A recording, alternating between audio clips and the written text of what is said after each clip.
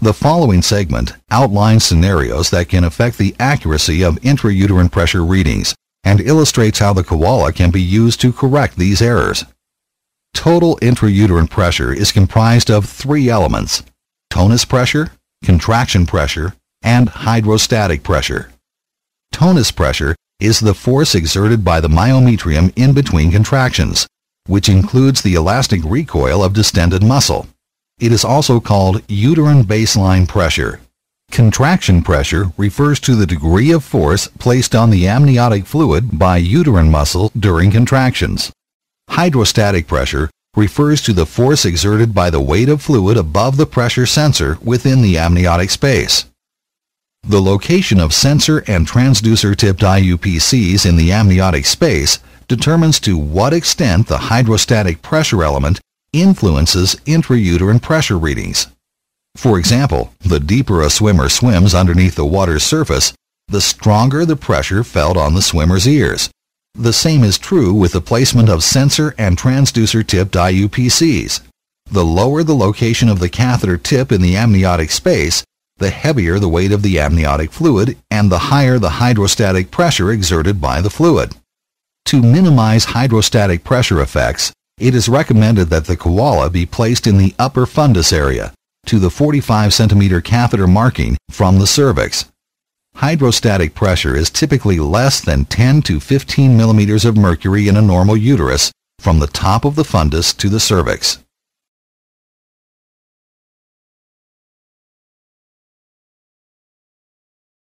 When the koala is connected to the reusable cable, a fixed volume of air is trapped in the sealed catheter microcolumn, effectively charging the sensing membrane.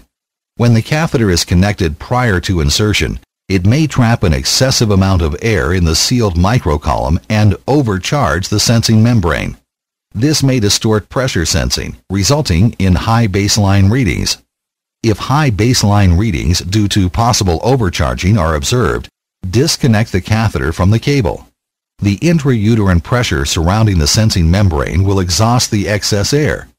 Wait a few seconds and reconnect the catheter to the cable. The membrane will then be charged with the proper amount of air. Dampened waveforms are low-amplitude, poorly defined contraction readings that do not follow actual patient amniotic fluid pressures. They may be caused by isolated uterine pockets with little or no fluid pressure communications, or may be an indication of extraovular placement. For dampened waveforms when isolated uterine pockets are suspected and proper placement within the amniotic space has been confirmed by fluid flashback, advance or retract the catheter a few centimeters to try and find a pocket of amniotic fluid. If this does not correct the problem, disconnect the catheter from the cable. Remove the blue cap from the amnioinfusion port and gently flush the catheter with 10 to 20 cc of sterile saline. Replace the blue cap with the tethered transparent cap and reconnect the catheter to the cable.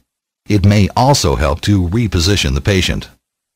Another more serious cause of dampened waveforms can be due to extraovular placement of the catheter outside the amniotic membranes between the chorion and the decidua of the endometrial lining. Because extraovular placement may increase the health risks for the mother and baby, as well as decrease the accuracy of pressure readings, it is essential to know how to avoid and, when necessary, correct extraovular placement. For dampened waveforms when extraovular placement is suspected, look for a flashback of frank red blood, more distinct than blood-tinged amniotic fluid, flowing back through the clear catheter lumen. If blood flashback is observed, remove the catheter and reinsert it into the amniotic space, pausing to look for amniotic fluid flowing back through the clear catheter lumen. If dampened waveforms are evident, but no flashback of amniotic fluid or blood is observed, oligohydramnios, or dry uterus, may be the cause. Disconnect the catheter from the cable. Remove the blue cap from the amnioinfusion port, and gently flush the catheter with 10 to 20 cc of sterile saline. Replace the blue cap with the tethered transparent cap, and reconnect the catheter to the cable. If the catheter is placed properly in the amniotic space, long-term improvement in the waveforms should be observed.